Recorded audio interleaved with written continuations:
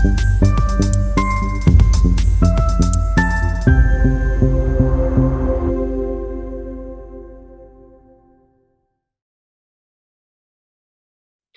everyone, welcome back to Miles Beyond the Page. I'm your host, Michelle Miles, and this is the show where we dive deep into the world of writing and publishing. Each week, I sit down with authors from every stage of their journey. We'll explore their creative process, uncover tips and insights, and celebrate the highs and lows of the writing life. So grab your beverage of choice, settle in, and join me as we go miles beyond the page. Today, I'm excited to host G. Michael Hoff. Hi, how are you? Hi, Michelle. How are you doing? Good, thanks. G. Michael Hoff is a USA Today bestselling author renowned for his post-apocalyptic and Western novels. He has penned over 40 books, including the internationally acclaimed The New World series, which has sold well over 1 million copies worldwide and been translated into multiple languages. A Marine Corps combat veteran, Hoff's diverse background also includes roles as a bodyguard and a commercial diver. That's fascinating. I love this. So let's talk about your book, Cries of a Dying World. Is this part of your series, The New World? It is not. No, it's a Ah, separate it's new. standalone apocalyptic novel. Okay. The New World series itself has 7 books in the main canon of books, and then there's a bunch of different spin-offs as well that kind of have various different characters around the world. But the Cries of a Dying World is just a standalone. That actually marked my 40th novel, and I published that 2.5 years ago. That's great. So can you tell us, what is it about and what inspired you to write it? It's I, Let me just kind of touch on why I like the apocalyptic genre because it's Okay. all about the human condition. hmm And I like to explore that. And why do people do the things that they do? It's not really about the event itself, it's about how people react to situations, specifically something that's very traumatic or climatic or chaotic. And Cries of a Dying World really dives deep into that, but mainly it's diving deep into the question that we all were going to face one day is our own death. And I know this is kind of kind of a sad topic, but it explores the main question is what would you do if you only had 2 weeks left to live? Oh, wow. Wow. I That's the like it. main, that's it. That's really what it's about. It follows a myriad of characters as they're struggling with that question when they're faced with the fact that there's this asteroid called Colossus that's going to have an impact and it's going to cause an extinction level event. Wow. So, and this book has been out for how long? I'm sorry. About 2.5 years. It came out January 17th, Mhm. 2023. Yeah, and so what kind of reaction do you get to this book whenever people read it? What kind of reviews do you get? I'm just The curious. reviews have actually been good for the book, and it's the book was funny. This is kind of I'm sure other authors have experienced this. The book didn't do as well as from a sales commercial standpoint as some of my other books, and I think that's just because when you look at genre stuff, Yeah. even in apocalyptic genre, you can kind of niche down, and there's topics that are really popular. Grid down scenarios are very popular in apocalyptic fiction. Asteroid impacts aren't necessarily a hot topic that people want to read. But the what was the question again? Just what your reviews are, what your reaction is from readers The when you. reactions from the people who've read it have been good. They frame it as well written. Mhm. It has a crescendo and a tempo that it builds and builds and builds to the ultimate. Obviously, the impact of Colossus. And I've gotten lots of words essentially like sad, but thoughtful, insightful. Mhm. Mhm. Because that's literally what it is. Because anyone's listening right now, ask yourself, what would you do if you had 2 weeks left to live? If you knew that, there's no escaping it. There's no cure. It is what it is. And 2 weeks time, the world as we know it ceases to exist, and so do you. Right. And what do you do with that time? Mhm. That's And fascinating. yeah, I explore that, and because it is interesting because some people will suddenly become religious. Some people will turn away from God because they'll blame God for the Mhm. incidents. Some people really lean in the family. Other people won't lean in the family. Some people just will become violent. Other people will just say, "What am I doing here?" And it really takes that deep exploration with a myriad of characters as they're struggling with that question. Yeah, I find this really fascinating. Do you draw upon your military experience for these books when you write them? My military experience definitely helps out. I've seen a lot of things in my time, in my Hmm. days. I did three Hmm. deployments, 6 years in the United States Marine Corps, three deployments, combat. And so, yeah, I pull from that. I think it's a valuable experience to pull from. All writers, and you've talked to many of them, you got to Yeah. kind of write what you know anyway. And the Sure, things that yeah. you don't know, then you really have to have lots of research to make sure you're getting it accurate. And as far as like character building, I really just pull from all the people I've ever known in my life and kind of either take that person I know and just kind of flip them into a character, Hmm. and or just take a bunch of different people's personalities and kind of make this kind of amalgamation of a character. Hmm. But yeah, I definitely have pulled from my military experience for this book. I could see how that would be part of that. Yeah, writing this book. So let's talk about your writing journey. How much of your experience, military or otherwise, well, we kind of already talked about this, inspires your writing? Quite a bit, I would imagine, or do you just kind of? Yeah, my military experience does. But when I first wrote, the very first book I ever wrote was actually a children's illustrated book, but that's another story. That was the very first book I did. And the first novel I ever wrote in the end kind of came into existence because I'm a big reader. And I think that helps writers to be readers. If you're a Yes. reader, then it really kind of translates over in a lot of ways. And I was reading and reading a lot of apocalyptic fiction, but I wasn't finding the story that I wanted to find. And I then decided to just write that story that I wanted. Yeah, that was my And next question. Is that what initially drew you to the post-apocalyptic genre? well, I've always loved the apocalyptic genre. And one is just because of that what if scenario. You can have some Hmm. sci-fi elements to it as well, but Hmm. you're taking kind of society as we know it, and then something happens, and then now it's different. How are people reacting to that? I've just always been fascinated by it, ever since. I can't remember the movie now. It was like an ABC special about nuclear war, and it was like came on in the 80s, I think. Anyway, I remember watching that. I was like, oh my gosh, like watching these mushroom clouds over St. Louis and other places. I was like, that's fascinating, scary at the same time. Yeah. Because when you look at apocalyptic fiction, when I spoke at Comic-Con a couple years ago, I was put into I was speaking on the art of fear, and then when you look at apocalyptic fiction, it's like a subgenre really of horror Yeah. because there's a lot of fear based. And this isn't just like the zombie stuff. It's just because it's scary. Hmm. It really is. You're having situations and there's a tremendous amount of violence, even if it's a reality based apocalypse like mine is. There's a thriller element to it, but there's Yeah. also a lot of horror because it's terrifying. You're not dealing with monsters, or in some ways you are. You're kind of dealing with people that become monsters, Yes. and right, and they turn from your average Joe or Jane into people like, who are you, what are you doing? And really they're just a person that goes down to their basic animal self, and they're just striving, they're trying to get resources, and so things become very horrific. Right, because Yeah, it, it's it it becomes a race for, yeah, your resources. yeah, yeah. And what are Yeah, you willing to do to get it? Yeah. absolutely. Yeah, Yeah. and a lot, some of it is born from panic. When something happens, I think a lot of people react because they're not prepared. They're like, Right. see a situation, the power goes down. They don't know they don't know how to survive in that kind of situation, and so they act out in a they're very uncomfortable. And so you have a multitude of different personalities that are playing out. You have people that are just taking advantage of the situation. There's this power vacuum, and so they're swooping in and taking what they can, and or Hmm. establishing themselves as a new leader in this space.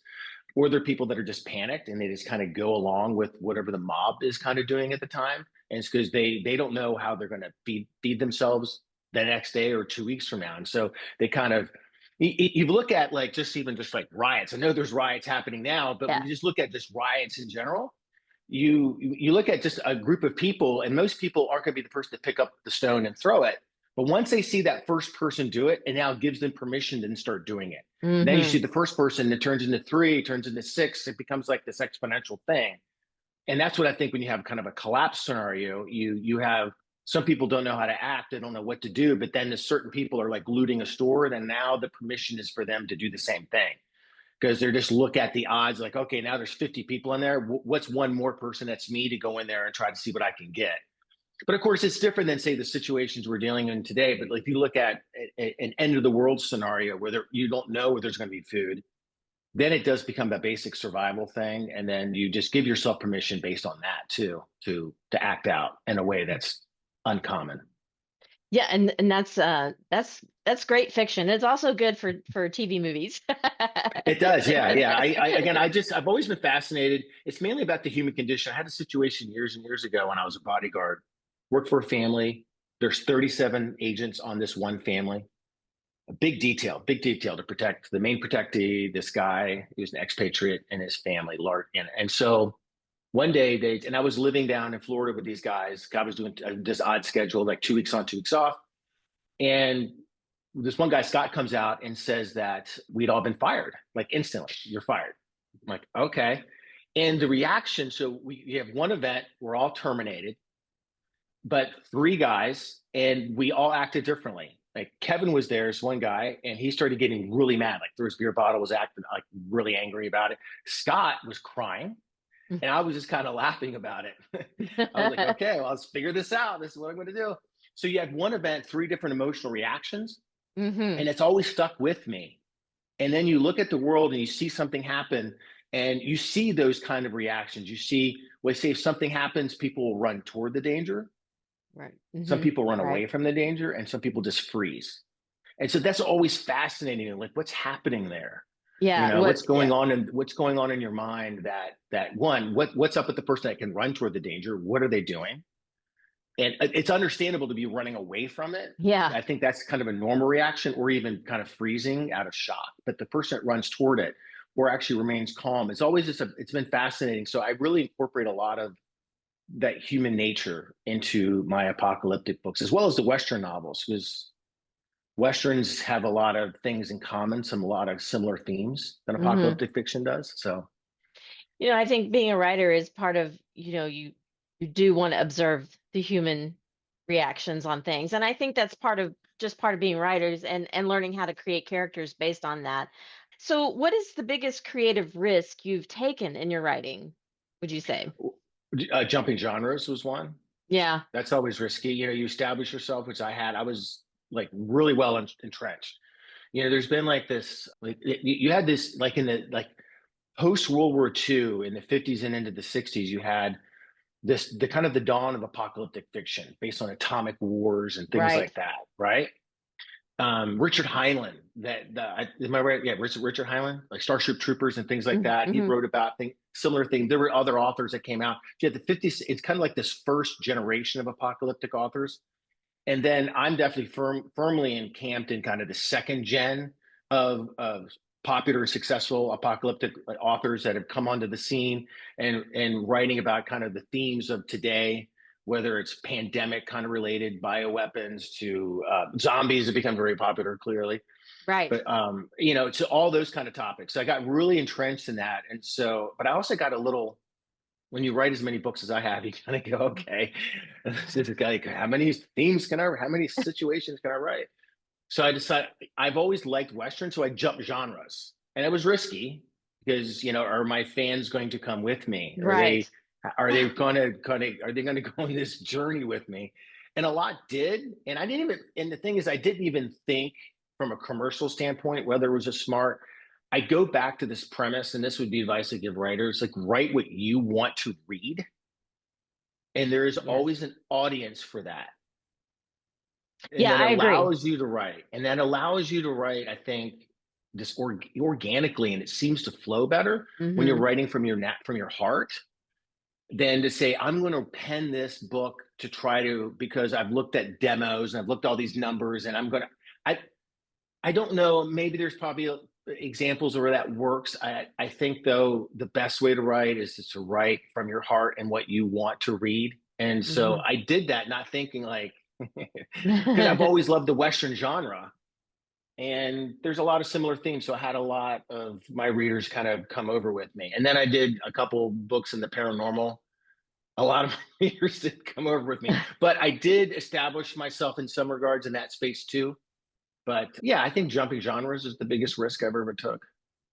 Yeah, so I found this really interesting. You said you started with a children's book. So how has your Mhm. writing style evolved from that first book to I don't even know if Westerns? that counts. I mean, this is no disrespect to children's book writers. It's just, I don't even know what the book said. It was a legacy project. It was like, I have two daughters, two beautiful girls, and at night it was like I really took it upon myself. I'd be the guy. Not that my wife didn't do it, but I was the guy who would jump in bed and read to the girls and stack Yeah. of books, on the nightstand and just read to them every night.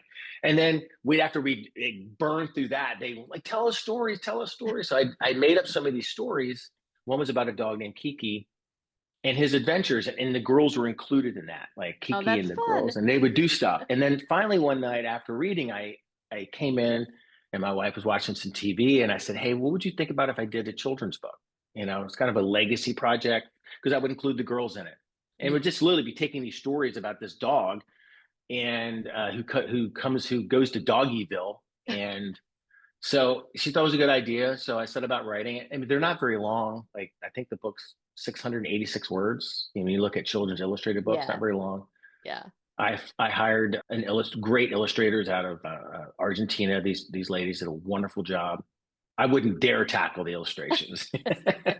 So, and the book did really well, actually. It did. I mean, I had to hustle to kind of get Sure. my Yeah. money back from the investment because they're actually really expensive to produce. Yeah. I can imagine with it. It's the illustrations that cost so much money. And then, so I did that. And then that actually sparked in me that I had the idea. I put in the labor and the creative, juices, and out came a book, right? It's the concept of manifestation, really. And here's this book in my hand. And I was like, okay, that's when then the idea, fostered also by the fact I was wanting to find this one book, that I decided to write the first novel. And so the children's book is under Jeffrey Hoff. That's my name. And then I had ideas of doing more children's books. And then with the novel, I was like, I better have a different name. So that's why G. Michael Hoff. Yeah. I didn't want to blur the line of children's illustrated books and apocalyptic fiction. So yeah, it's a great book. I love that book, Doggy. I think that's fun too. That you have that with your daughters. That's so cool, and they're gonna love it. Yeah, no, it's legacy, and that all writing is, as a writer, that's what we're doing. We're creating a legacy for ourselves, for our family. It's going to live forever. Right. Yes. So let's talk about your writing process a bit here. Do you plot out your novels in advance, or are you more of a discovery writer? Discovery writer. I have a general idea where I want to go. Right. And I think I do a fairly good job at kind of creating a hook. And then I usually sometimes I'll even write my endings right away. But I always do this. I give myself permission to change it as I'm going along, as I'm kind of organically, as the words are coming out. Right. I allow the story to drive it. I'm sure you know what I'm talking about. When you get in that flow state, there's characters and situations that just pop into your head and like, where did this come from? And you go with it, right? Yeah, you have to go with it. I think it's best to go with it. Don't you agree? I do agree. Yes. Yeah. And sometimes you can come head to head with an outline. And I do take notes. If there's certain things I need to research, I will take the time and then I'll make notes on those things. But I find sometimes that for new authors, and a exhaustive long outline can actually sometimes handicap a new writer. Yeah, I can't do that either. I've never been able to do that. I'm much more of a discovery writer myself, because I find that it makes it more fun to me to just really not really know what's happening. I kind of know where I'm going with it. I know what the ending is, but when you have things pop up, you have to go with it. You have to, because that's where the story is driving you. Yeah. It's once you get into it's a flow state. I always say I'm tapping into this creative ether, and it just, my wife will laugh at me because I'm in here and I'll get excited for no reason. I mean, there's a reason. She doesn't know what's going on. Like, what is happening? Because this characters come into existence out of nowhere, or a situation. There's no way I could have plotted that in an outline. And also there's like this left brain, right brain thing. I think you're more analytical when you're doing an outline, to be honest, than versus creative, because you're just not allowing yourself to you have to surrender to the story, I believe, and it just flows. And it's beautiful, and it is fun, by the way, because you're discovering all these things. These characters are assisting you. There's one character that came out of my second novel, The Long Road. There was a scene, they're escaping from this prison camp or whatever, and I was like, there needs to be a distraction. Like, I'll have someone else that's kind of with the protagonist. And I created this character, Lexi. And as I've created her, I'm like, I really like her. I dig her. I like her a lot. So she was like created as like a throwaway in some ways Yeah. to turned in now she has her own series. That's awesome. I love that. Like the readers loved her, like I loved her, and they wanted more of her. And Hmm. so I gave her an origin story with a series, and like it just, and that could never have happened if I had created an outline. Right. Eh, There's just something so fun about that too, when these characters walk onto the page and you really think, oh, this is just he's a one-time character. I'll throw him away, use him in this chapter. And that happened to me in my last book. Turns out he was the villain. But I didn't know it until I wrote the end. So Isn't that great though? How fun it's is so that? fun. It is. It's the Yeah. best job in the world, really.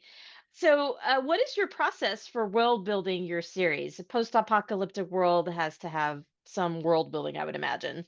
Yeah. So I've done some like zombie adjacent books before, and that take you kind of get it. You can have little freewheeling things there, but my books are what's called reality based apocalyptic. So you're actually taking a real world weapon, whether it's a Hmm. super EMP or nuclear weapon or malware or grid down. Anyway, and that's just about research, and then I just look at kind of I also dive into history too, and like when in the novel in the New World series specifically, I want the readers to kind of have a full concept of what's happening in the world, and so and that was one thing I was wanting to have I couldn't find. I wanted just to have is this collapse is happening based on the EMP. EMP is electromagnetic pulse weapon. It's Hmm. created by when you take a nuclear weapon, you detonate it in low Earth orbit, creates this electromagnetic pulse, essentially fries circuitry, and the Hmm. grid collapses. So when there's no electricity, then we're like 9 meals away from chaos, right? So Right. you have that, then just all hell breaks loose.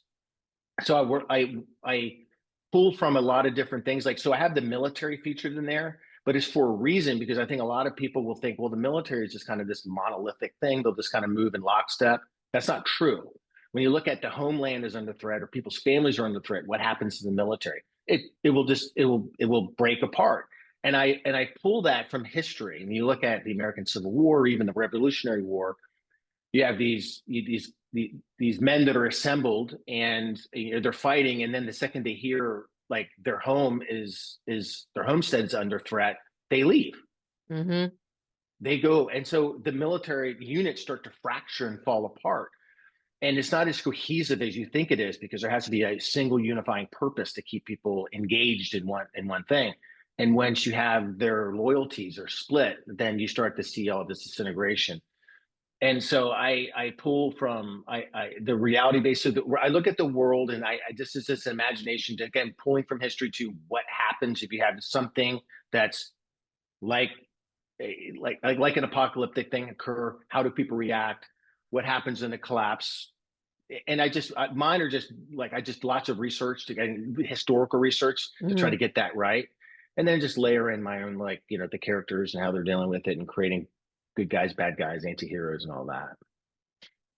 That's great. I love that. World building is probably one of my favorite things to do. It's fun, right? Yeah, It's so yeah, much fun. Yeah. yeah. I love creating things and places and people and cultures. I mean, I write fantasy, so it's a little bit different, but I Oh, still have there's to. so much. I mean, that's all about world building.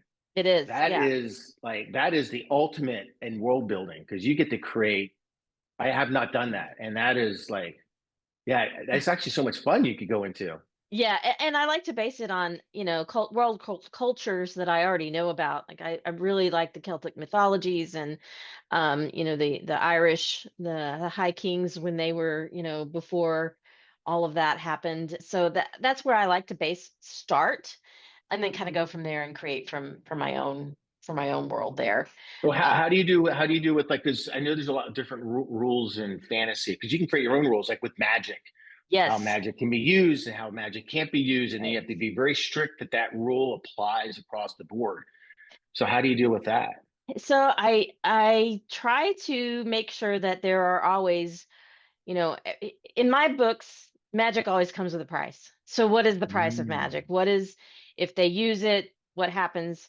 There's always some curse or something that has to be broken. And so I'm writing fairy tales right now. So everything centers around a curse. How did the curse come into being? Why did they use it? Why did they use the dark magic? And what is that compelling reason that forced that character to use that dark magic? And what is the price of that? And then how do we fix it? So so that's a Is the lot of price fun. is it, yeah, is the price like they it's paid on them, or is it paid in a Yes. different way? It's paid on them specifically. It's paid on them. In my last book, he used dark magic to save his brother, and the price for that was he was cursed to live as a shapeshifter, and he had to figure out how to. Part of the story was, how do I figure out how to break this curse on him that he's been living with for 500 years? So that was a lot of fun to deal with and figure out. And I don't know that going in. I mean, I like I said, I discovery, right? And so I knew I wanted to have a book that was enchanted, and then how do I use that book, and how do I make that kind of come to fruition with the curse, and how does it break? And then So do the characters know the specific curse they're going to get, or is it just unknown? no, it's They just don't unknown. know. They They know just there's a don't know. price. They There's just a don't know price. what the price is going to be. Oh wow. But they're always willing to pay it because their love for whatever, their brother Yeah. or their family member or whomever, is always most important to them, even though Yeah. it pushes them into a world that they probably regret. so Oh yeah, yeah. so that's what Interesting. yeah, that's a lot of fun to do. So when you have writer's block or creative burnout, how do you handle that? So like it's in the moment. I've been actually blessed. So I don't have that much writer's block. I just keep writing. And I Yeah. whenever I coach people, I just keep writing. Just put words on the page. It's a rough draft for a reason. It's going to be messy anyway.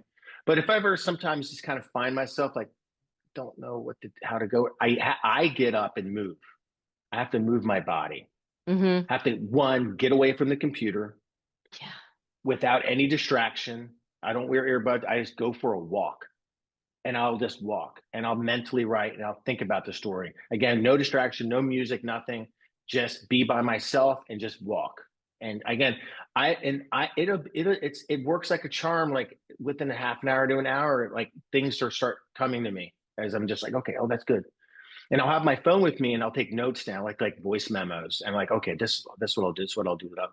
So I always suggest people just you have to get away from your computer for one. Sometimes Yeah. if you can't force your way through it, then just remove yourself and move your body. I think walking is a great tool to help, I think, kind of get past it.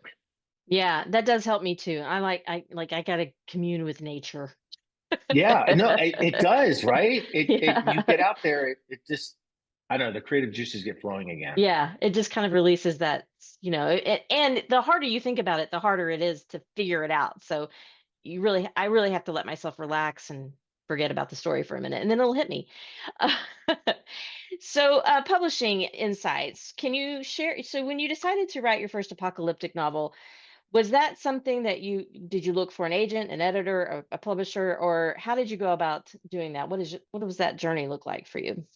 I actually did get an agent and then I fired her. People are like, what are you doing? It's so hard to get an agent. I didn't like the direction it was going. And I was really trusting my gut with the story. Like her and her team thought that I should make pretty substantial changes to the book in order to make it marketable to some of the publishing houses, and I just didn't want to do it. I'd already had some beta. This is 2012, and this was 2012, late 2012, and I already had some like beta readers, and these are people that I kind of knew, but could trust to read it and give me just a very true like opinion. Like if it sucks, let me know. Hmm. And the overall thought was like they really liked it and they wouldn't. Then I was asking lots of questions. They were really a good resource to have, and I encourage people to get beta readers Hmm. to look at their product, to look at their book when it's edited. By the way, you have to have it fully edited when you do that. You can't give a hot mess to somebody. And I just and these people are also kind of the avatar, so to speak, the market I was looking at who would probably be attracted to reading that book. So I trusted them more than I trusted her and her team. She's a wonderful agent, nothing. And I just felt I didn't want to make. She said, you have to make the changes or I'm not going to represent it. And I'm like, okay, then I guess we're at this, we've come to this, head. And like, we just separated. And then I just came about to self-publishing it through Mm. KDP, and I did it. And it's kind of languished for about 10 days. I remember watching, I did no marketing. I had no idea what I was doing, like no idea. And I was just watching it. It was selling a book here and there. I was like, well, I'll make enough sales to take the wife out for dinner once a month kind of thing. And then I remember it was like on day 10, I woke up and there was like this huge spike in sales. I was like, what's going on? And it was intense because I would like refresh it. You've been on KDP, Oh, yeah. refresh it. It's almost in real time. And it was like 5 sales, 10, 12, 20, 2, 5. I was like, oh my gosh. And it was just like, just building and building. I was like, this is, I don't know what happened. I did nothing.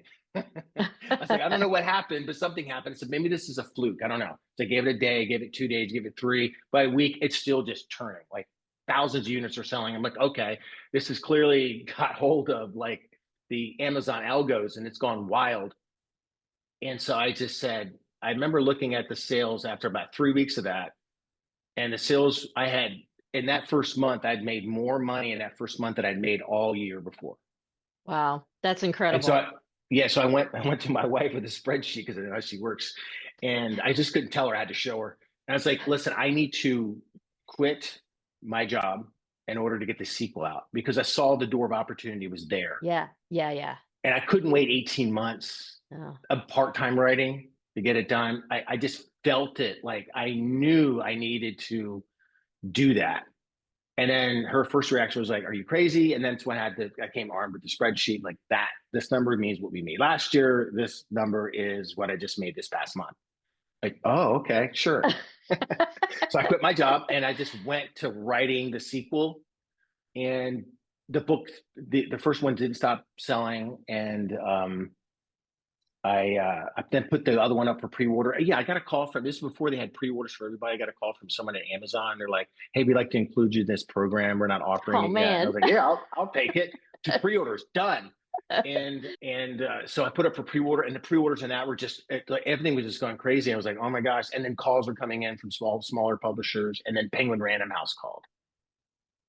They reached out to Wow. me and they go, "We got your book and we got your book in front of us." Like, you do? Why do you have that? It's really good. We want to take it on. And that felt really like I'd been validated as an Yeah, author. that's Right. awesome. It's And always a good day when the publisher comes knocking. yeah, and it was huge. And like I had also, and I would encourage people too, when I first self-published though, I was looking at the Amazon charts like we all do. It becomes like a compulsive disorder. Yeah, And we look, right, KDP, looking at sales. Oh my yeah. God. And I was neck and neck with Doug Richards, New York Times bestseller. He writes these great techno thrillers. And I was like, I'm going to reach out to him and a bunch of other people. Like, I literally don't know what I'm doing. And these people must know. So I'm going to see if they'll give me any advice. And I knocked on a lot of doors, and it was Doug Richards we were swapping. I said, "Hey, I'm that guy, like number 2, sometimes number 1, back with you." I was like, "Could you give a new author any advice?" And he was like, "Absolutely. I see you're in San Diego. I live in San Diego too." I didn't know that at the time. He goes, "Let me take you to lunch." I go to lunch. He just like opens up, tells me, gives me all this incredible advice. And that was like in May. I released a book in April. And then like a couple months later, Penguin calls, and he and I had been staying in contact. And I got on the phone with him. I said, "Hey, what should I do?" Because he was with Macmillan at the time. I said, "What should I do? I think Penguin wants to give me a contract." He goes, "Do not sign the first one, whatever you do." I'm like, okay, get an entertainment attorney. I'm like, okay. And anyway, Good so advice. yes. Oh no, I literally had no idea what I was doing. And he was like, I mean, I do now, but I didn't know what I was doing then. And so I took his advice. And again, people knock on doors. Just reach out to people. You never know who's going to be there, who's going to give you Yeah, valuable information and or will collaborate with you. Have no idea. Do not be afraid. Knock on doors, so to speak, and ask people for advice. I love It's it. Some people will do that. And so that's what happened. Then Penguin gave me this incredible deal. They wanted to take that book and the sequel, even though it hadn't been released, and then 2 more books, a big, large 6-figure advance Man, awesome. And I was like, done. This is awesome. And so that kind of changed my life. And then the books went on, and then I eventually got out of that. I mean, I eventually then went back. I became like hybrid, so I had books with them. I've also got some stuff with Macmillan. I've got some other publishers, and then also self-published as well. So I was just looking at, what do they do? Like, how Yeah. can I start? Because I encourage people to look at publishing as a business Yeah. too. Right. And I hate to cut you off because we were just about like, we Oh, have sorry. 3 minutes left. So tell us very quickly where we can find you online and your books. Yeah, the best place to find me is at gmichaelhop.com, and you can contact me if you want. You have any questions, and all the books are at Amazon, of course, Barnes and Noble, places like that. Great. I really enjoyed this conversation, and I hate we're running out of time, but I just want to say thank you for joining me today, and I appreciate you sharing your journey and all, and I think you have a lot of insight, and you know, I wish we could talk more. So, but anyway, I just want to say thank you so much for joining me and sharing your incredible journey. And be sure to check out his book, Cries of a Dying World. Thanks for joining me.